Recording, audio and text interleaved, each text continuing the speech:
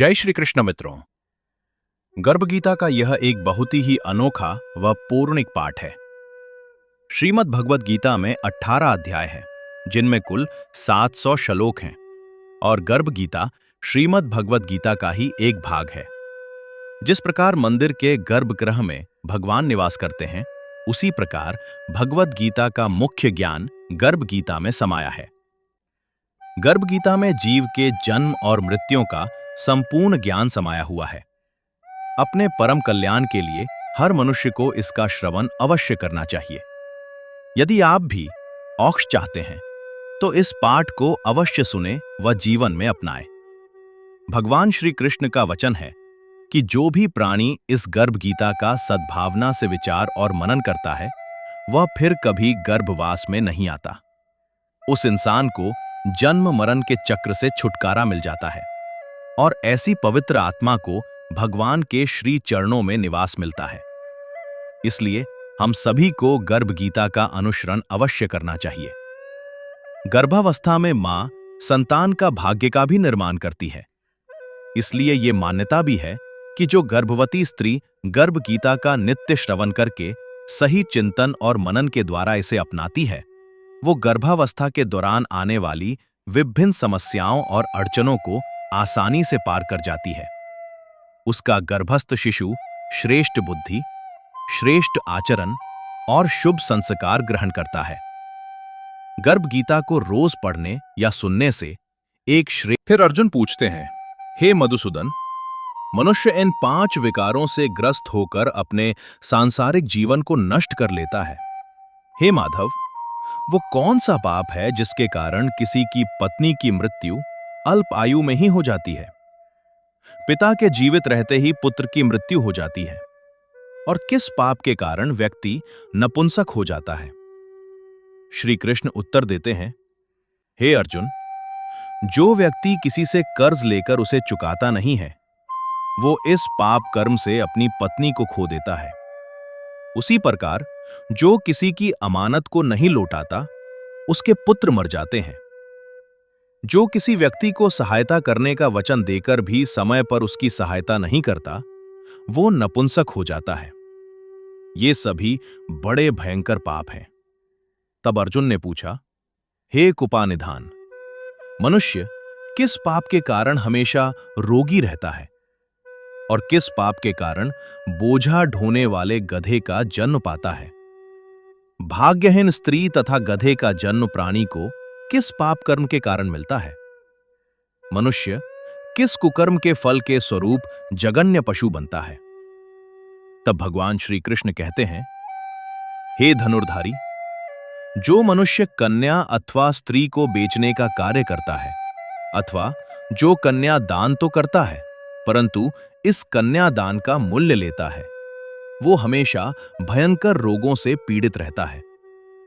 जो अभक्ष्य अर्थात मांसाहार का भोजन करता है और विषय विकार के लिए मदिरा पान करता है और दूसरों को बुरे कामों के लिए प्रताड़ित करता है, वो गधे का जन्म पाता है। जो झूठी गवाही देने वाला होता है, वो भाग्यहीन स्त्री का जन्म पाता है। जो स्त्री भोजन बनाकर पहले स्वयं खा लेती है और बाद में भगवान को भोग लगाती है और अपने पति व बच्चों को बाद में खिलाती है, वो अगले जन्म में बिल्ली व शुअर की योनि में जन्म लेती है। इसके बाद अर्जुन ने पूछा, हे नाथ के नाथ, इस संसार में जिन प्राणियों को आपने स्वर्ण दिया है, उन्होंने कौन सा पुण्य किया है? और जिन प्राणियों को आपने धन धान्य प्रदान किया है और उत्तम वाहन दिए हैं, उन्होंने कौन से पुण्य कार्य किए हैं? इस संसार में आपने किसी को तो इतना सुंदर बनाया है और किसी को इतना कुरूप, किसी को धनवान बनाया, किसी को निर्धन। ऐसा क्यों है? श्री भगवान बोले, हे धनंजय, जो उत्तम रीति नीति से किसी सुपात्र, किसी अति जरूरतमंद को स्वर्ण दान करता है, वो उत्तम वाहन और धन धान्य प्राप्त करता है। जो भगवान को साक्षी मानकर कन्या दान करते हैं, वे उत्तम पुरुष का जन्म पाते हैं।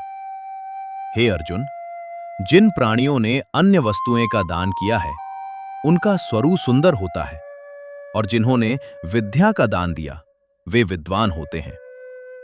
जो संतों की सेवा करते हैं वे धनवान और पुत्रवान होते हैं।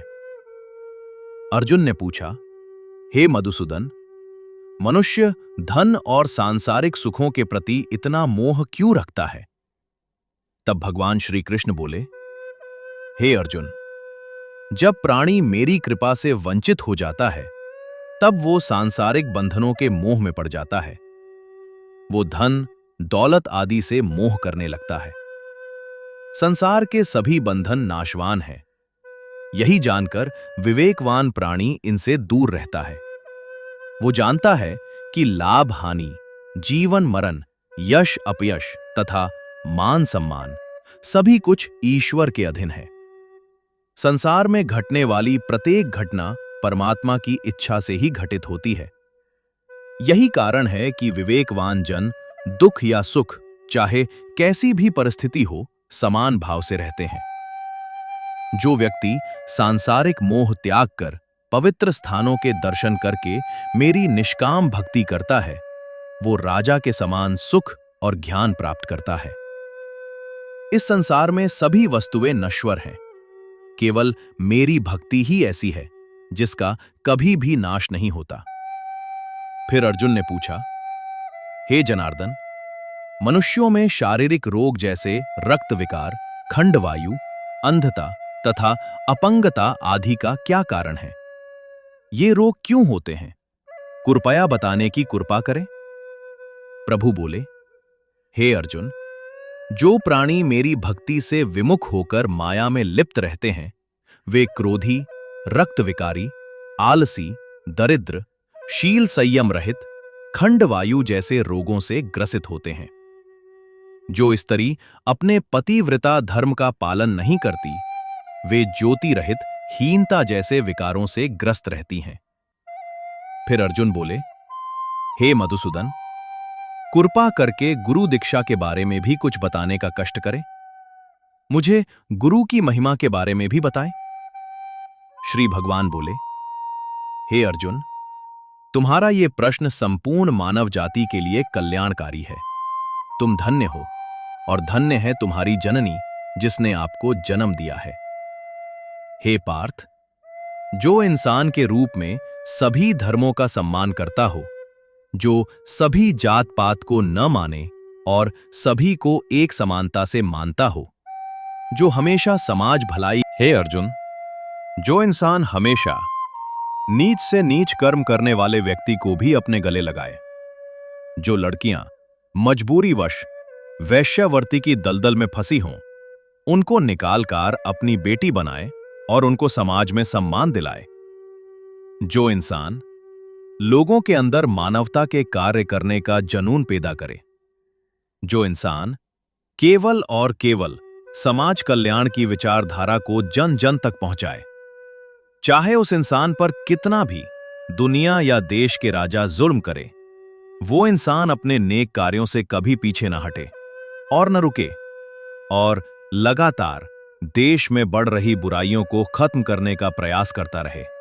हे अर्जुन, जिस महान पुरुष में आपको इस तरह के गुण नजर आए, उसे तुरंत ही अपना गुरु बना लेना चाहिए।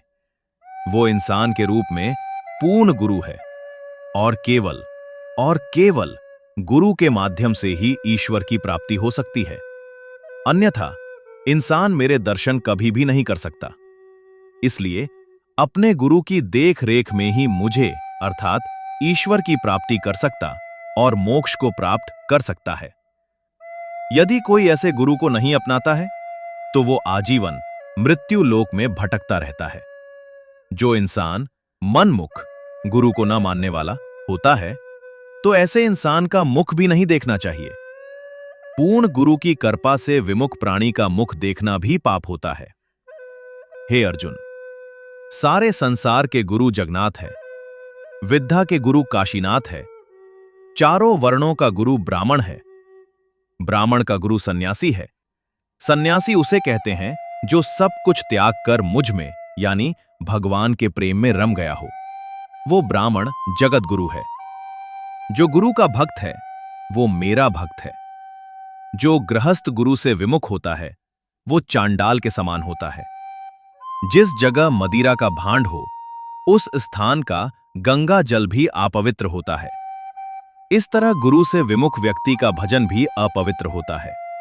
उसके सभी कार्य निष्फल हैं। ऐसा व्यक्ति कूकर, शूकर, गदर्भ, काक इन योनियों को पाता है। वो अजगर सर्प के समान आलस्य में डूबा तिरस्कार पाता है। हे धनंजय, गुरु दीक्षा अर्थात गुरु मंत्र के बिना प्राणी का उद्धार संभव नहीं है।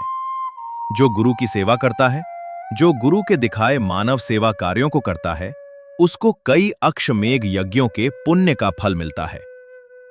हे अर्जुन, जो प्राणी गर्भ गीता में अंकित हमारे इस संवाद को पढ़ेंगे और सुनेंगे और जीवन में अपनाएंगे, वे गर्भ के दुख व अन्य कष्टों से अवश्य मुक्त हो जाएंगे। वे नर्क लोक की 84 लाख योनियों के जन्म मरण के चक्र से मुक्त हो जाएंगे, होकर सतलोक को प्राप्त करेंगे। भगवान श्री कृष्ण के श्रीमुख से इस प्रसंग को अर्जुन ने बड़े ध्यान से सुना। इसी कारण इस पाठ का नाम गर्भी गीता है। इस प्रसंग को पढ़ने और सुनने व अपनाने से व्यक्ति को अनेक पुण्यों का फल मिलता है तथा उस व्यक्ति पर सदैव ईश्वर की कृपा बनी रहती है और इस जन्म तथा पिछले जन्म में जाने अनजाने में किए गए सभी पापों से छुटकारा मिल जाता है। हर रोज गर्भ गीता का पाठ करना या सुनना गर्भवती महिला के लिए अति उत्तम माना जाता है। हर एक गर्भवती महिला को गर्भ गीता का पाठ जरूर करना चाहिए। इसे सुनने से संतान अच्छे विचारों और संस्कारों वाली बनेगी। प्यारे मित्रों, मैं आशा करता हूं कि आपको ये ज्ञान गंगा अवश्य पसंद आई होगी। आपसे अनुरोध है कि आपको हमारा प्रयास अच्छा लगा है तो इस वीडियो को लाइक और जन जन तक जरूर शेयर कर व अपनी राय कमेंट में जरूर लिखें व जय श्री राधे कृष्ण लिखना ना भूलें। और ऐसे ही ज्ञानवर्धक वीडियो पाने के लिए हमारे चैनल को आप जरूर सब्सक्राइब करके घंटी का बटन अवश्य दबाएं, जिससे हमारी वीडियो आप तक जल्दी पहुंच सके। प्यारे भगतजनों, आप सभी पर भगवान श्री कृष्ण जी यापार कृपा बनी रहें। आप हमेशा खुश रहें। सभी प्रेम से बोलो जय श्री राधे कृष्ण, राधे राधे। आप सभी ने अपना प्यार दिया। आप सभी का दिल की गहराइयों से धन्यवाद।